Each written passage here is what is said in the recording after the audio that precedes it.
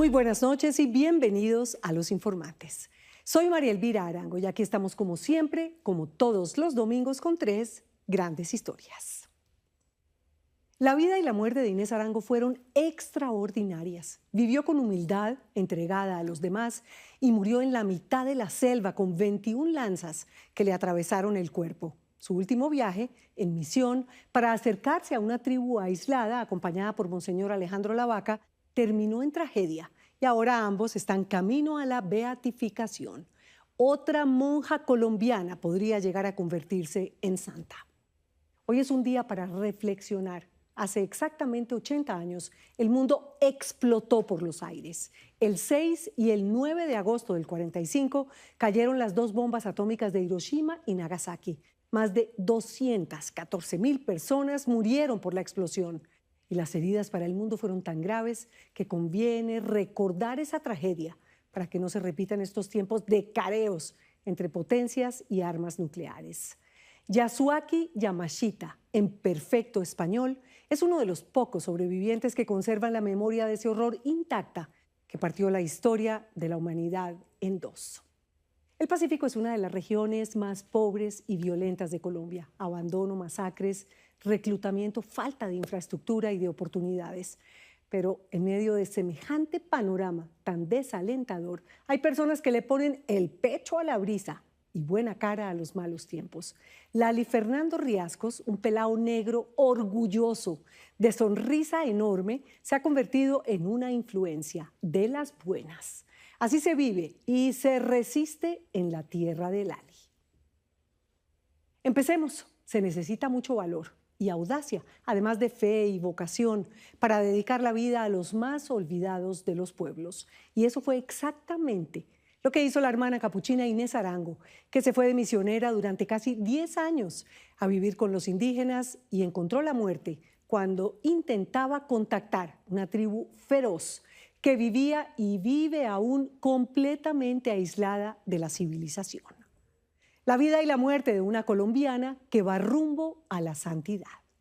En caso de muerte, el dinero que queda es así: colombiano de mis hermanas Ángela y Ana Isabel, 2.000 de Roque. En una carta muy sencilla de 2 párrafos escrita a mano y que la hermana Cecilia Arango guarda como un gran tesoro, Inés Arango, su hermana menor, dejó todos sus bienes, que no sumaban más de 50,000 pesitos, una hamaca que le podía servir a los indígenas y una tremenda lección de grandeza y humildad. Dios lo sabe, siempre con todos, Inés. Gran final para ella. Pero muy triste. Para ella fue muy alegre. ¿Por qué? Fíjate que en la misma carta que deja dice: si muero me voy feliz. Y ojalá nadie sepa nada de mí. No busco fama ni nombre. Siempre con todos, Inés. Un deseo que no se pudo cumplir a cabalidad porque la misionera colombiana Inés Arango, aunque han pasado 38 años desde su asesinato, es famosa en medio mundo porque su muerte y, claro, también su vida fueron tan excepcionales que está en camino de beatificación. Yo creo que ella murió feliz, porque eso era lo que ella quería, morir entre los indígenas. Lo mismo Monseñor. En la foto que hay de Monseñor muerto, puedes darte cuenta que está con una sonrisa en los labios. ¿Cómo puede ser la dicha con una muerte tan brutal? Ahí Monseñor se ve claramente con la sonrisa en los labios. El 20 de julio de 1987, el obispo español Monseñor Alejandro Lavaca, de 67 años, y la hermana Inés, de 50, bajaron de un helicóptero en las profundidades de la selva al oriente del Ecuador, donde iban a hacer los primeros acercamientos con los Tagaeri, una comunidad indígena aislada voluntariamente del mundo moderno, un pueblo con fama de guerreros y feroces, no contactados, del que se sabía y aún se sabe muy poco. Primero mataron a Monseñor en presencia de Inés. Para Inés fue un doble martirio. Con unas lanzas que miden 3 de largo por 5 de diámetro. Pero no quiero empezar por su muerte, sino por su vida, que todavía hoy es una inspiración para la iglesia. Y nadie mejor que su hermana Cecilia para recordarla. Nos encontramos en el Colegio María Inmaculada en Bogotá. Aunque tiene 90 años, está lúcida y con los recuerdos intactos. Su familia era profundamente católica y enorme.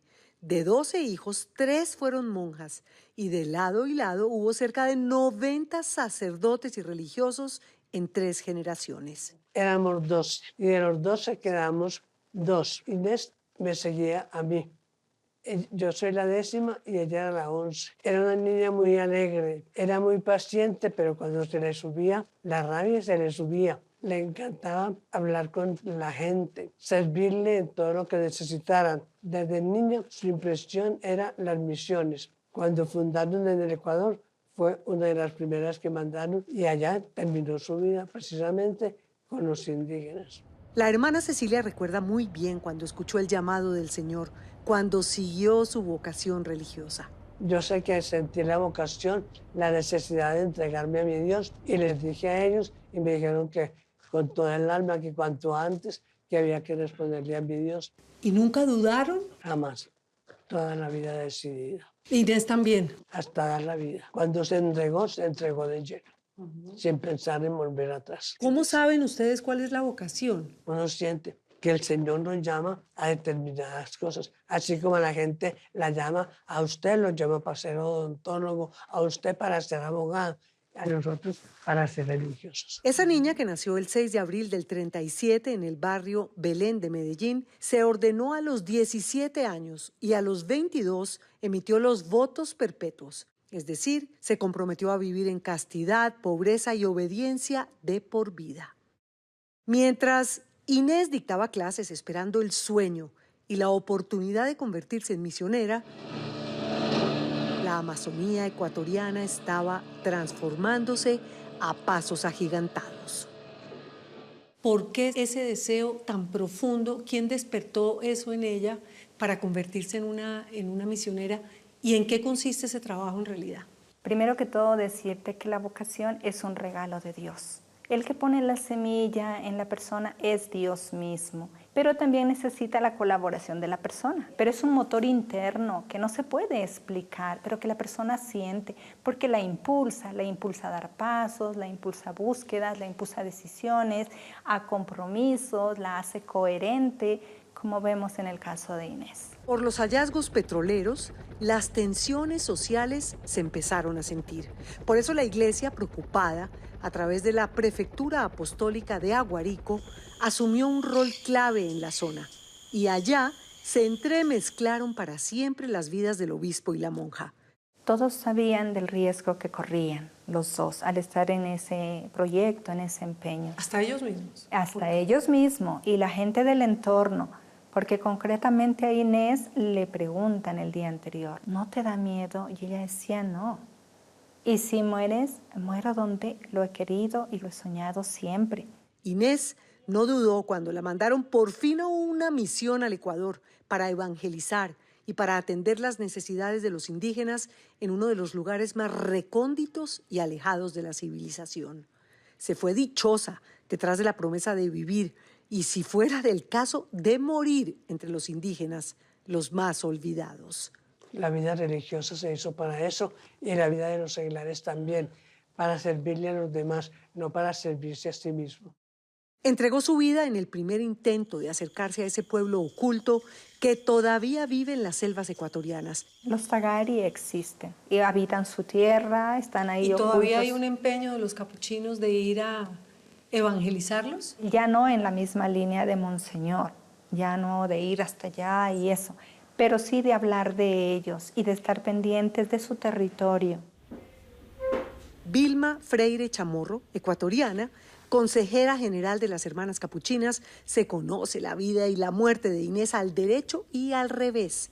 Es una gran suerte que haya fotos de la época cuando encontraron sus cuerpos ensangrentados. Se ve el cuerpo de Monseñor desde el helicóptero, allá, a lo lejos. Monseñor murió desnudo, con 84 lanzas rojas taladrándole el cuerpo. Inés, descalza y con su túnica destrozada, y 21 agujeros en la carne. Monseñor e Inés, que llevaban ya casi 10 años conviviendo con los indígenas o urani y enseñándoles la palabra de Dios, se sentían seguros y más que cómodos con ellos. Por eso pensaron que estaban listos para explorar otras tribus, para acercarse a los no contactados.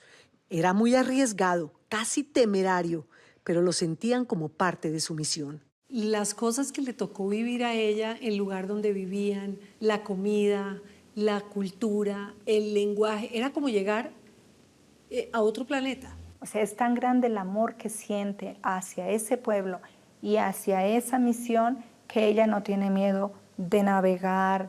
Incluso dice, porque soy flaquita, puedo pararme en la canoa, pasar por un palo, caminar ágilmente. Lo de la comida. La comida. Es que carne de mico. No, pero es muy rica. Sí. ¿Ah, sí? Sí, es muy buena. Inés inclusive hablaba quechua y se adaptó perfectamente a su estilo de vida, a sus costumbres, entendió sus creencias y era muy feliz. Hasta lo difícil lo hacía con convicción. Pero la tragedia ocurrió cuando el vicariato, después de meses de buscar a los Tagaeri, ese nuevo grupo de indígenas con los que pretendían hacer los acercamientos, autorizó el viaje de Monseñor e Inés. Con la bendición de sus superiores, sin saberlo nadie, hicieron el último viaje de sus vidas. Tenemos un antecedente que días anteriores habían matado al jefe de ellos. Entonces ellos ven en el obispo al hombre blanco que les ha hecho daño y lo matan. Y luego dice la joven que narra que a Inés no la querían matar, que las mujeres la querían proteger y le dijeron que huyese, que se fuera. Pero ella dijo no, o sea, hemos compartido la misma suerte y ella no se quiso ir a ninguna parte.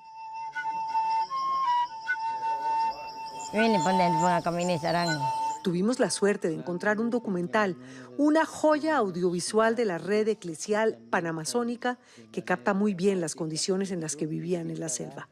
En una cosecha abundante de santidad. Por su legado, su trabajo con los indígenas en el Amazonas y lo que significa para la Iglesia la vida de los dos y sus muertes. Ellos siguen vivos y ahora entonces en camino a la santidad. El Papa Francisco, desde su inicio del pontificado, mostró preocupación e interés por el tema de la Amazonía. Y eso hace que Alejandro e Inés sigan vivos, no para una sola porción, para la Amazonía y ahora pues con lo de la venerabilidad para el mundo entero. Su vida y martirio han sido reconocidos primero por el Papa Francisco y ahora tienen la bendición del Papa León XIV, quien aprobó el decreto que reconoce sus virtudes heroicas y los eleva a la condición de venerables, que es el primer paso hacia la beatificación. Los teólogos estudian en profundidad la vida de los dos para descubrir si la vivencia de las virtudes tenía ese carácter de heroico. Entonces, cuando a nosotros nos dicen que el Papa ha autorizado a firmar el decreto, estamos diciéndote, María Elvira, que ha pasado esa mirada, ese filtro. Uno no se hace santo, Dios lo hace santo. Porque solamente somos 8 hermanas. En la casa de la congregación de las Hermanas Terciarias Capuchinas, en el barrio Quinta Paredes, en Bogotá, tienen como una reliquia una de las lanzas que trajo a Colombia la hermana Cecilia después del entierro de Inés. Es enorme. Tiene las estrías para que cuando la persona recibe la lanza en su cuerpo o el animal, no pueda salir fácil y lo desgarre. O sea, la lanza atravesó los cuerpos. Atravesó. Tocó cortarlos por aquí y el sacerdote que fue a hacer, digamos, a sacarle la lanza, dice que tenía que pisar en el cuerpo para poder hacer fuerza y sacarla. ¿Qué duda cabe de que el obispo y la hermana murieron como mártires? Pero no hay pruebas de que los asesinaron por odio a la fe. Por eso, antes de morir, el Papa Francisco abrió la posibilidad de que avance la causa de la beatificación. Trabajaron con laicos, trabajaron con otras religiosas, con otros religiosos. Eso también nos enseña a nosotros hoy a no caminar solos. Blanca Nidia Bedoya, superiora general de las Hermanas Capuchinas, sabe que es un camino difícil, porque su vida sola no fue suficiente. Se necesita un milagro. Hay como unos grados, pues primero se tiene el que son venerables, luego son beatos y después santos. Pero en la iglesia tiene 4 vías por las cuales puede declarar a una persona santa. Entonces, una de esas es el martirio, y el martirio ocurre por la fe. A mí me matan porque yo proclamo que Dios es el Señor, porque yo creo, porque soy cristiana. También hay por las virtudes heroicas, porque es vivir las virtudes cristianas en grado superlativo. También hay otro que es los santos que crea la gente por la devoción que le tiene a las personas, porque su vida de pronto manifestó ser una persona muy, muy recta. Y el otro, que es la cuarta vía, que es la de Inés y Alejandro, es la de la ofrenda de la vida, que esa vía fue decretada por el Papa Francisco en el 2017, en una carta apostólica. Entonces, en vista de que hay muchas personas que han entregado su vida por amor a los otros, esa vía sí necesita el milagro para la beatificación y para la canonización como santo. ¿Y usted cree, hermana, que se va a hacer el milagrito? Yo creo que sí. Pero es que, mire, para los milagros, primero que todo hay que creer, hay que tener fe. Ese es el camino largo, pero no imposible. Cecilia piensa igual. Es que los caminos de Dios... No es lo que nosotros queramos, sino lo que mi Dios quiera. Mi Dios sabrá cómo lo hace. Y porque si se comprueba el milagrito, ya no estará sola la Madre Laura. Sería una noticia inmensa para Colombia, para la Iglesia y sobre todo para los antioqueños, que sería ahora tierra de santos. Un regalo de mi Dios para la Iglesia y para su familia, otra santa antioqueña. Al contrario del dicho popular que reza que se puede contar el milagro, pero no el santo, aquí se necesita comprobar primero el milagro para que puedan santificar entonces a Inés Arango y Alejandro Lavaca, y que se haga su voluntad.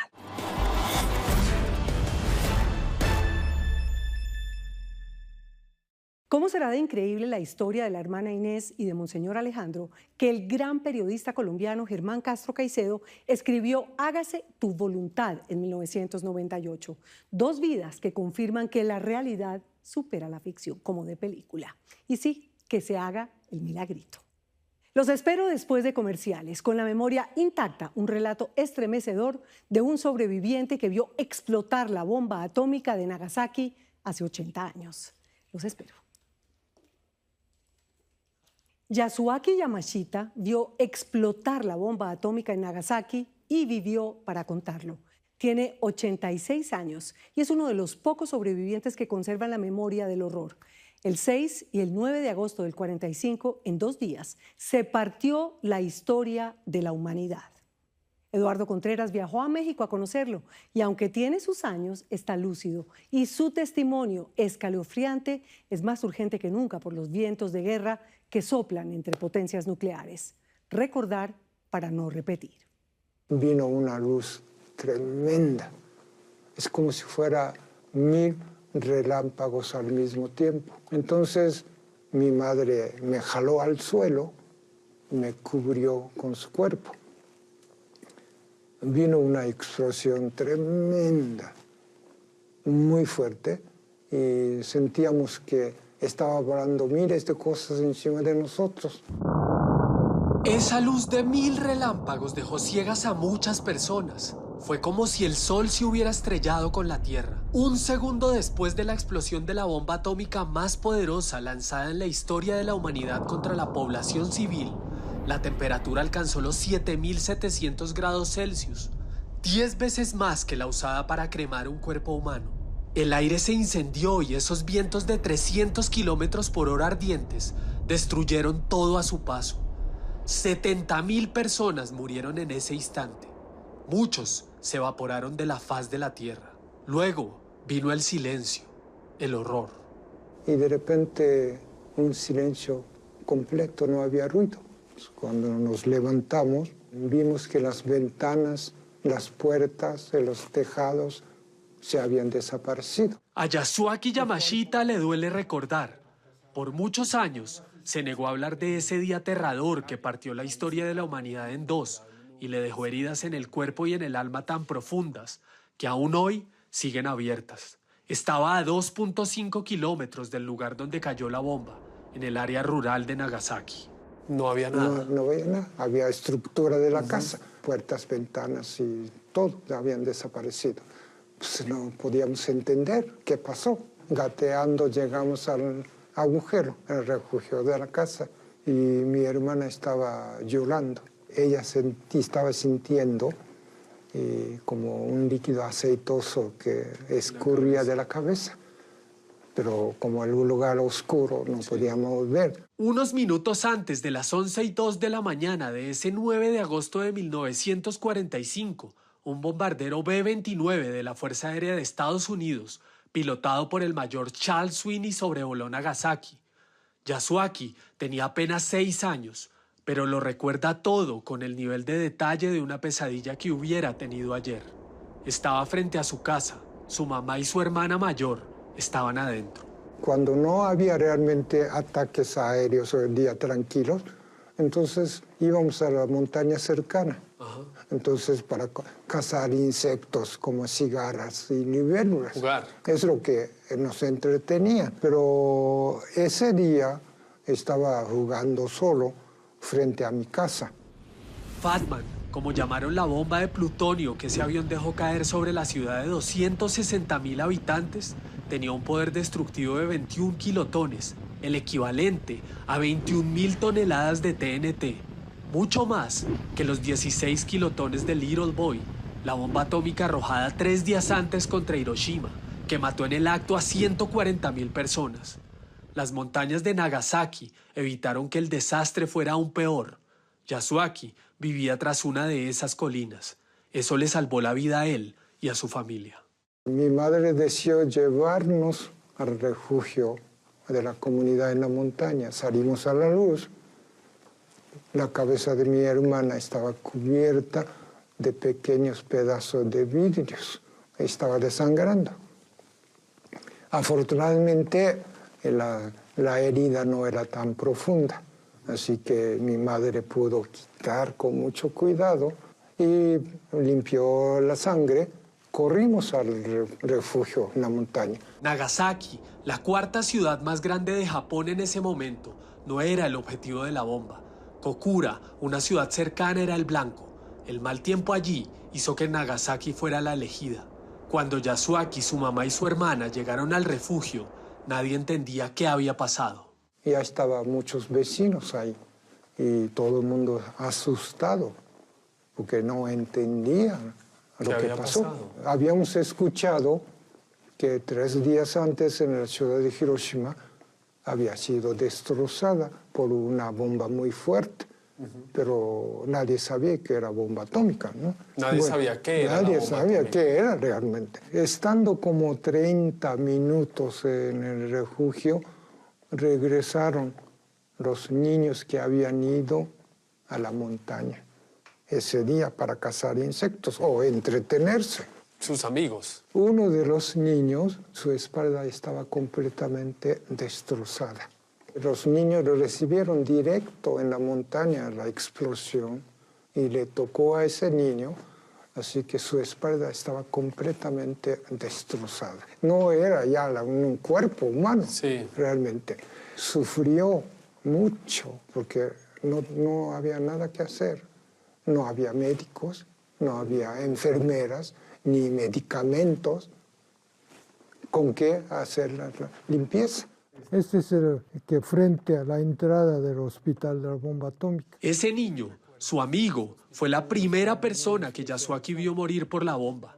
La comida escaseaba, pasó la primera noche y el hambre hizo que su mamá los llevara a buscar a su esposo, que estaba en el centro de la ciudad, trabajando en el momento de la explosión. Había muchísimos cadáveres porque no había podido hacer nada. ¿Cómo era el lugar? Completamente destrozada.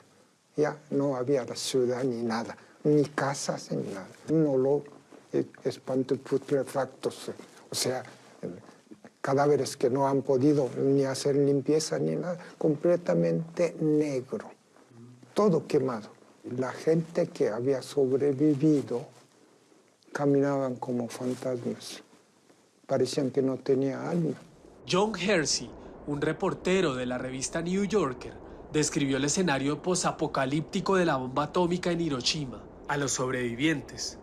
Sus caras completamente quemadas, las cuencas de sus ojos huecas y el fluido de los ojos derretidos resbalando por las mejillas. En algunos lugares, la bomba había dejado marcas correspondientes a las sombras de las formas que su luz habría iluminado. Algunas siluetas vagamente humanas fueron encontradas. Decir que esa imagen es como un infierno, no sería suficiente. No existe ninguna palabra que pueda describir esa imagen. Días después, las cifras de muertes crecían y la radiación, un veneno desconocido en ese momento, envenenaba el aire de Nagasaki. El padre de Yasuaki estaba vivo, pero tuvo que trabajar en la zona cero por varias semanas recogiendo cadáveres. ¿Y él no le afectó la radiación? Mi padre empezó a decir que tenía sensación de que estaba perdiendo todos los dientes. Sus dientes estaban bien. Seguramente era efecto de radiaciones, pero nadie sabía. ¿Qué le ocasionó a él esa radiación? ¿Qué le pasó? Duró mucho tiempo en coma hasta que murió. Para finales de 1945, centenares de personas más murieron en Hiroshima y Nagasaki. Los 3 hermanos mayores de Yasuaki desaparecieron. Su mamá desarrolló osteoporosis en la columna vertebral y su hermana murió de cáncer muchos años después. 15 de agosto y algunas semanas después, el emperador declara que era final de guerra, la rendición de Japón. Sí. Entonces, inmediatamente, 30 de agosto, el ejército de Estados Unidos entra para ocupar todo el territorio de Japón. Prohíbe hablar de la bomba atómica, ni publicar, ni nada. Yasuaki terminó el colegio y empezó a trabajar. Sin su padre y sus hermanos, era el único sustento para la familia. Yo, hasta salir de la preparatoria, mi salud estaba realmente normal, no sentía absolutamente nada. Salir de la preparatoria comencé a trabajar y al mismo tiempo empecé a vomitar la sangre y evacuar la sangre. Era sin explicación. Tremenda anemia, ¿no? Y me desmayaba en cualquier parte, así que no podía trabajar. Ningún médico pudo decirle qué le pasaba. Así como un día se enfermó, un tiempo después los síntomas desaparecieron y Yasuaki pudo volver a trabajar. Consiguió empleo en el Hospital de la Bomba Atómica en Nagasaki, un centro asistencial donde atendían a los sobrevivientes. ¿Qué recuerda de ese hospital? Muchísima gente estaba muriéndose todos los días, sufriendo de cáncer. Muchos niños nacieron con problemas, ¿cómo se llama? La cabeza pequeña. Microcefalia. Muchos nacieron así, muertos, ¿no? Yasuaki no tuvo hijos ni se casó. El miedo a transmitirles algún mal desconocido lo aterraba. Los sobrevivientes de las bombas atómicas son llamados hibakusha en Japón. No solo tuvieron que lidiar con el trauma y las enfermedades, sino también con la discriminación. ¿Por qué los discriminaban? Muchos, después de la explosión, entraron al epicentro para la búsqueda de familiares o amigos, a quien fuera. Se contagiaron de radiaciones, pero nadie sabía. Empezaron a morir, aparentemente sin ninguna enfermedad, sin ninguna razón. No tenían lesiones ni nada. Entonces la gente empezaron a decir, ay, seguro los sobrevivientes tienen una enfermedad contagiosa. Hay que separarlos.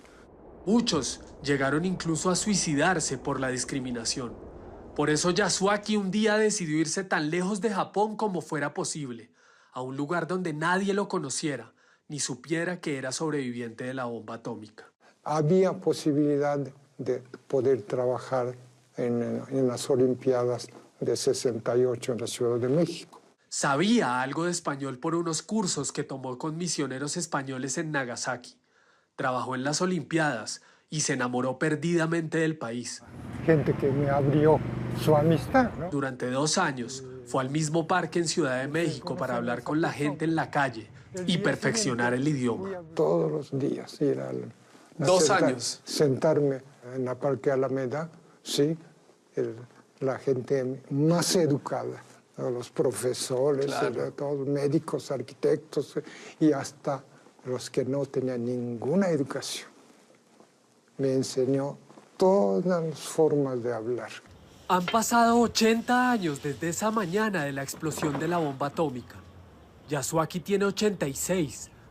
Cada vez hay menos personas vivas que conserven esa memoria, poquísimas que hablen nuestro idioma. Viajé a México para encontrarme con él. Vive en San Miguel de Allende, una ciudad turística, desértica y hermosa. Este es su único recuerdo. El único recuerdo de mi infancia.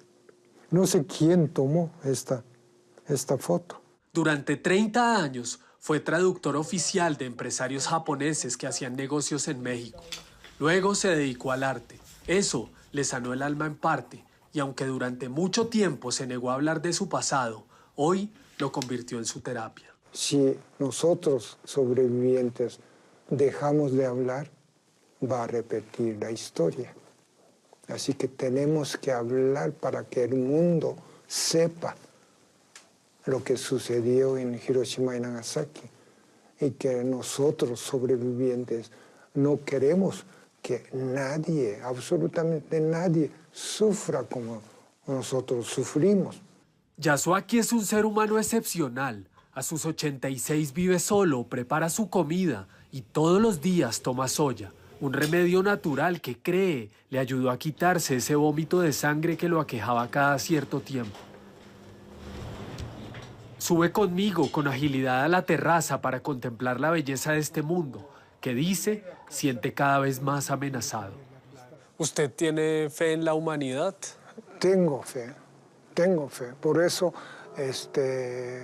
cada vez que doy la conferencia, le pido a la gente que levante la voz, que no podemos convivir con armas nucleares. Estoy muy conmovido ver en este lugar tanta gente. Ha dado conferencias a niños en colegios de Belice, Panamá, Perú y Santo Domingo. También estuvo en la ONU junto a otros sobrevivientes.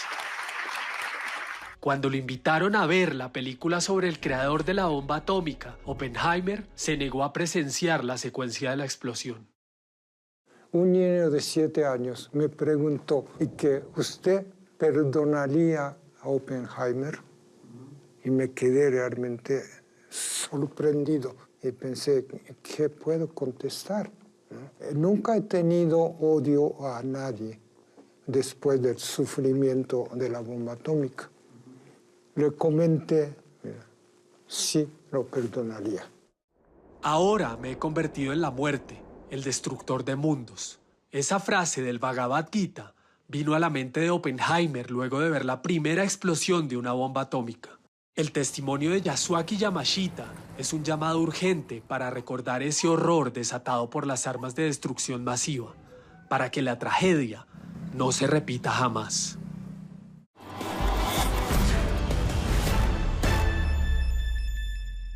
Se estima que hay más de 12.000 cabezas nucleares en el planeta. 9 países cuentan con ese arsenal nuclear. Una explosión, para que se den una idea, de menos del 1% de esas bombas podría producir un número impredecible de víctimas, cambios en el clima y una escasez masiva de alimentos en el mundo entero. Que no se repita jamás. Los espero después de comerciales. Un verdadero influencer que está cambiando el mundo. Los espero con Lali. Ya nos vemos. Nació sin luz eléctrica, fue desplazado por la violencia tantas veces que no recuerda cuántas, y era todavía un niño cuando lo alcanzaron 2 balas que casi lo matan. Parecía tener todo en contra, pero no. Es uno de los 30 colombianos menores de 30 años que están cambiando el mundo, según la revista Forbes. Diego Rubio viajó hasta Guape, en el Cauca, para conocer a Lali Fernando Riascos. Les presento un influencer de verdad, verdad. Cuando uno crece en un territorio lleno de conflicto armado, usted tiene 2 opciones: o se deprime por lo triste que está su vida, o trata de sobrellevarla. Dice, esto es lo que hay y yo veré qué hago con esto. Reír para no llorar, dirían algunos. Reír porque no hay de otra, dice Lali Fernando Riascos, el líder juvenil, creador de contenido y sobreviviente del conflicto armado que cuenta, desde adentro y con pleno conocimiento de causa, cómo es la vida en el Pacífico colombiano. Hablé mucho. Yo tendría 1000 razones para ser pesimista y para no creer que va a haber un cambio, que va a haber un mejoramiento de la vida de la gente a la que quiero y la gente que creció conmigo, ¿no? Pero yo creo que no nos queda otra más que tratar de creer que el mundo se va a mejorar y hacer lo que nosotros podamos hacer para mejorarlo, ¿sí? Tiene 23 años, sonrisa contagiosa y cara de niño bueno. Repite que vive, respira y trabaja para tratar de mostrar sin filtros la realidad de su mundo, de su Pacífico. una de las regiones más pobres, más violentas y más olvidadas de Colombia. Lali Fernando Riascos es sencillo y buena gente, y está convencido de que su éxito se debe a que fue el primero de su estilo en pegar en las redes sociales. Y el que pega primero... Hoy vamos a repoblar un manglar, pero primero nuestro viaje comienza saliendo de Guapi. Bueno, yo no sé, que el primer pelado negro que hace contenido hablando sobre la negritud, desde el contexto pacífico, rural, campesino, pero que también habla más de conflicto armado. Pero entonces fue el primero que pegó. Bueno, digamos que fue el primero que pegué, mostrando mi realidad como un joven del Pacífico colombiano, ¿sí? Y mostrando esa realidad, este influencer, que prefiere ser llamado influenciador social, se ha convertido en todo un fenómeno. No solo tiene cientos de miles de seguidores, de fanáticos que consumen con juicio su contenido, sino que fue incluido por la revista Forbes en la lista de los 30 colombianos menores de 30 que generan mayor impacto. La historia de la artesanía del Pacífico colombiano es un testimonio vivo de la rica mezcla cultural entre las comunidades indígenas y afrodescendientes. Yo creo que también no busco ser un fenómeno de redes solamente, sino que busco generar un impacto en la comunidad. Tanto la gente negra del Pacífico colombiano como la gente de afuera entienda una versión más cercana a lo que somos. Una vez que salimos al contexto citadino, Cali... Muestra con orgullo cómo vive, de dónde viene. Y gracias a un contenido fresco, crítico y desparpajado, ha sido elegido por varias encuestas como uno de los líderes de opinión que mejor informan desde las regiones. Y fue nombrado transformador del Pacífico por su compromiso con el desarrollo. La changa es una de las formas más comunes de coger camarones acá. Yo no creí que un video mío fuera a llegar a 1 millón de reproducciones nunca. La gente no entra en redes sociales para educarse, ¿sí? Entonces yo tenía esa idea y yo decía, ok. Hoy nos encontramos en Guapi, Cauca, donde quiero que me acompañen porque les voy a mostrar la balsada guapireña. A mí me encantaría y me encanta que la gente diga sin tapujo y se hable de nuestra comunidad como la gente negra, ¿sí? Porque nosotros somos la gente negra. Y para conocer a este negro orgulloso, viajamos hasta Guapi, en el Cauca, el pueblo rodeado de selva y de riachuelos, donde cada aguacero parece el diluvio universal, al que llegó Lali desplazado por la violencia, como tantos otros, cuando todavía era un niño.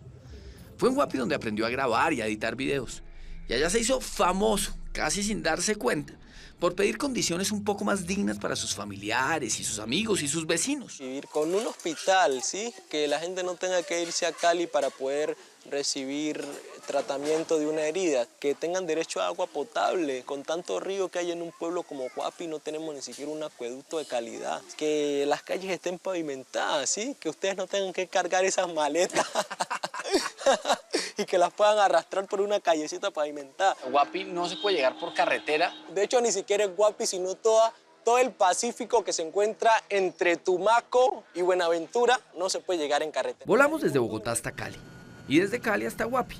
El pueblo tiene unos 30.000 habitantes. El 97% de la población es negra y cientos de mototaxis se mueven por un puñado de calles sin asfaltar. Es conocido como el corazón del Pacífico caucano. Fue construido a orillas de un río caudaloso que lleva el mismo nombre, Guapi, y ha sido azotado por una violencia que todavía hoy no da tregua. Las balas han llovido históricamente desde todos los frentes. Grupos guerrilleros, disidencias, paramilitares, más grupos guerrilleros. Lali, ¿qué opciones tiene una persona, un niño que crece acá en estas realidades como la que creció usted? La mejor opción para alguien que crece acá es irse a la ciudad. ¿Y el que se queda? Trabajar en la informalidad o en el campo, ¿sí? O para que se dediquen a la coca, que se vayan con un grupo, ¿no? Exacto, sí, o para que terminen en la ilegalidad, o trabajando en cultivos ilícitos o en la minería ilegal. Bienvenidos al lugar donde nací. El creador de contenido más célebre del Pacífico nació en Bolita, una pequeña vereda del municipio del Charco, en Nariño. Cuenta que allá todo el mundo se conocía, que los niños pasaban los días nadando en el río, que no había luz eléctrica, pero sí grupos armados que se paseaban con sus fusiles como si nada, que a pesar del conflicto, todos confiaban en los demás. Las casas no tenían puertas, ¿sí? Y nunca era como que subieron a su casa a robarlos. ¿Y cuando llegó acá a Guapi vio puertas qué? Eso, sí. Llego aquí a Guapi y ya hay puertas, ¿sí? Todo el mundo tiene puertas. ¿Y se sorprendió? Claro. Y luego llego a la ciudad y no solo hay puertas, sino que hay rejas afuera. Y no solo hay puertas y rejas, sino que cada habitación de las casas tiene una puerta. Pero antes de que sigamos con la historia de Lali Fernando Riascos, Mejor salgamos de una duda. ¿De dónde viene el nombre Lali? Yo no tengo ni idea de dónde viene ese nombre. Y mi mamá un día le pregunté y me dijo que porque sí, porque él había querido, porque le había dado la gana. Y todo el mundo lo conoce como Lali. Incluso hay gente que cree que cuando yo pongo solo Lali, la gente asume que soy una mujer. Entonces, si hay que poner un solo nombre, pongo el Fernando para que no me digan señora. Su mamá tenía un puesto de dulces en el colegio. Su papá era agricultor y en algún momento hasta llegó a raspar coca.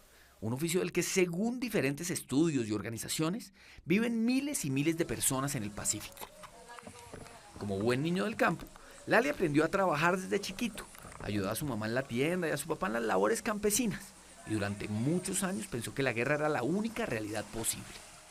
¿Qué recuerda cuando niño de eso? Los desplazamientos son los mayores recuerdos, ¿sí? De hecho son recuerdos muy traumáticos porque uno solo recuerda como que estalló una balacera, nos tocó irnos en una canoa. Nos fuimos. Eso, a una vereda y nos quedábamos unos días allá, dormíamos en un albergue o en una escuela y luego cuando se calmaba la cosa, cuando paraba el enfrentamiento cerca de nuestras casas, volvíamos. Y así ocurría mucho. El Pacífico es una de las regiones de Colombia más azotadas por la violencia y más abandonadas por el Estado. Aunque las cifras varían de una ONG a otra y de una entidad oficial a otra, todas coinciden en que durante los últimos años se han reportado más de 250.000 personas desplazadas, más de 20 masacres y tantos asesinatos que se cuentan por miles. Sí. Cuesta creerlo hoy, al verlo tan tranquilo y tan alegre, pero Lali Fernando Riascos estuvo muy cerca de entrar a esa lista de homicidios. Yo me acuerdo que yo salía del colegio y yo voy por la loma y justo abajo estaba nosotros acá les decimos las pirañas, ¿sí? Las lanchas del ejército. Y cuando escucho un pum y miro hacia abajo, habían disparado un explosivo hacia uno de los militares, ¿sí? Y ocurría eso y todos teníamos que correr detrás de la escuela. Nosotros veíamos pasar balas por arriba, fuego y nada de movernos porque estamos en la mitad. Lali, su papá y otros niños y profesores estuvieron horas escondidos, hasta que oscureció. Y con la noche pararon los disparos, llegó el silencio. Entonces abandonaron su escondite. Y les esperaba una sorpresa. Una sorpresa no, una tragedia. Cuando vemos es que nos disparan a nosotros, ¿sí? Al parecer la guerrilla o los del monte nos confundieron y creyeron que nosotros éramos el ejército, ¿sí? Y empezaron a disparar. Y yo voy corriendo y regreso y cuando voy así y el pie se me queda quieto, este pie, y yo, bueno, me están disparando. Me pegaron. Entonces yo le grito a mi papá, me pegaron un tiro. Pero la verdad es que no le habían pegado un tiro, le habían pegado 2. Y cuando siento es que me arde acá. Y resulta que tenía otra bala que me había atravesado este brazo. Me habían impactado 2 balas, una en las 2 piernas y una en un brazo. Tenía 8 años y recuerda poco de los días que vinieron después. De vez en cuando le llegan imágenes de una canoa que lo sacó por el río hasta el hospital de un municipio cercano. Y de los meses en que no podía caminar y sus hermanos lo cargaban para todos lados. Y de cómo desde entonces desarrolló una aversión profunda contra las armas y los disparos. Yo traumadísimo, ¿sí? Yo no podía ver armas. Hoy en día ve un arma o escucha un tiro, una balacera, ¿y qué pasa por su cabeza? Ya no genera tanto pánico, porque uno llega a un punto en el que lo normaliza. El tema de escuchar disparos sí sigue dando miedo siempre. Y yo escucho un tiro y trato de ver mi cuerpo a ver si pudo haber llegado a mí. ¡Tardes! Tras el ataque, Lali Fernando Riascos se escapó con su mamá y sus hermanos hacia Guapi. Se instalaron en el mismo barrio de calles de tierra donde todavía viven. Fue allá donde conoció bien las puertas de las casas y los teléfonos celulares y los computadores y hasta el lujo de contar con planta eléctrica. Usted cuando chiquito dice que no sabía que había otros lugares del mundo donde la gente podía dormir sin mosquitero. Sí, sí. Otra cosa que yo menciono es el tema de la electricidad. Que yo pensaba que nadie tenía energía permanentemente porque en Tapaje, donde vivíamos, no había energía. Y cuando llegamos aquí a Guapi, la planta funcionaba de 7 de la mañana y eso a las 12 de la noche se iba. Sí, Lali Fernando Riascos vivía con electricidad intermitente y tenía un celular prehistórico. En esas condiciones, parecía absurdo siquiera pensar en dedicarse a cualquier actividad digital. Pero como él mismo dice, se vale soñar. ¿Qué soñaba hacer usted cuando niño? Yo siempre quise ser youtuber, nunca soñé con ser abogado, policía y esas vainas. ¿De dónde ser youtuber? Yo no veía un solo youtuber negro, te juro, de habla hispana, que yo dijera, uy, quiero hacer las cosas como... No había. Sigan viendo que les voy a seguir mostrando Guapi poquito a poquito. Ya tenía en la cabeza que podría convertirse en el primer youtuber negro del Pacífico colombiano. Y por ese entonces llegó a su escuela una fundación con una propuesta: hacer un colectivo de comunicación infantil. Un grupo de 50 niños y adolescentes de Guapi que quisieran tomar talleres sobre paz y derechos humanos y que estuvieran dispuestos a compartir esa información con otros niños y que aprendieran a grabar y a editar videos. ¿Qué grababan?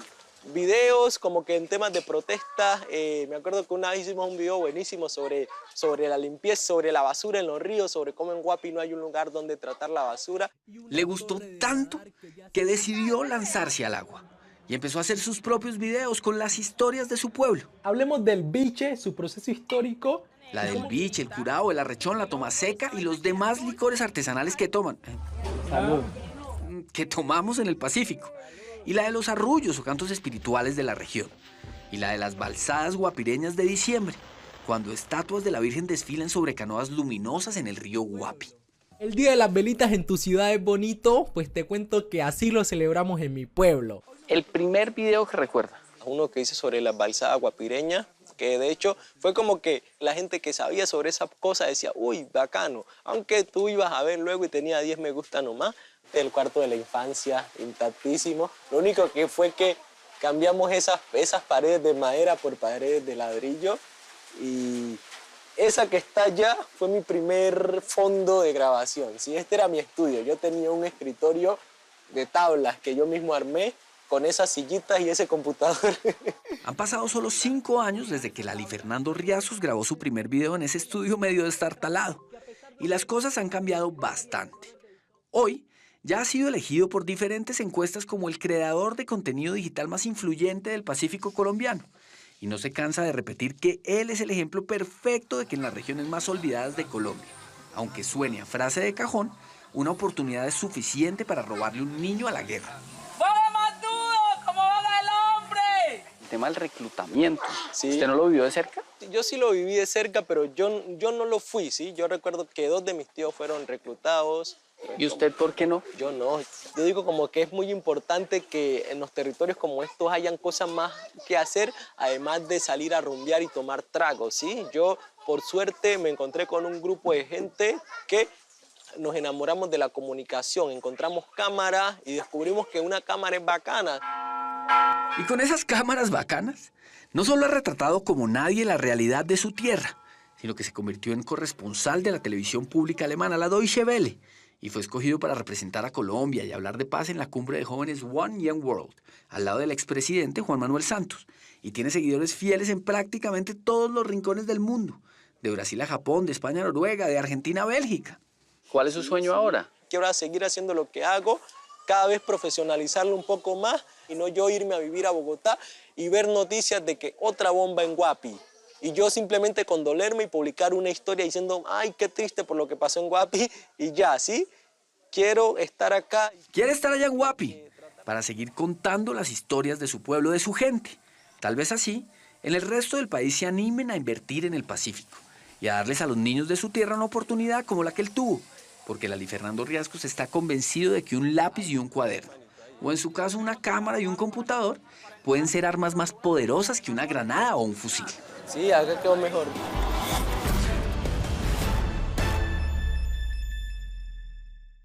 Ahora Lali anda dedicado a sacar adelante su propio medio de comunicación que pretende mostrar la cultura y la realidad de su Pacífico. Mucha suerte, suerte Lali. Si tiene alguna historia que contarnos, escríbanos a losinformantes@caracoltv.com.co. O si quiere volver a ver alguna de nuestras historias, síganos en Facebook o en nuestro canal de YouTube. Y listo. Esperen Séptimo Día, les contamos qué pasó con algunas historias que vieron en programas pasados. No se lo pierdan. Nosotros nos vemos como siempre. Los espero el próximo domingo con otras 3 grandes historias. Buenas noches. Que descansen.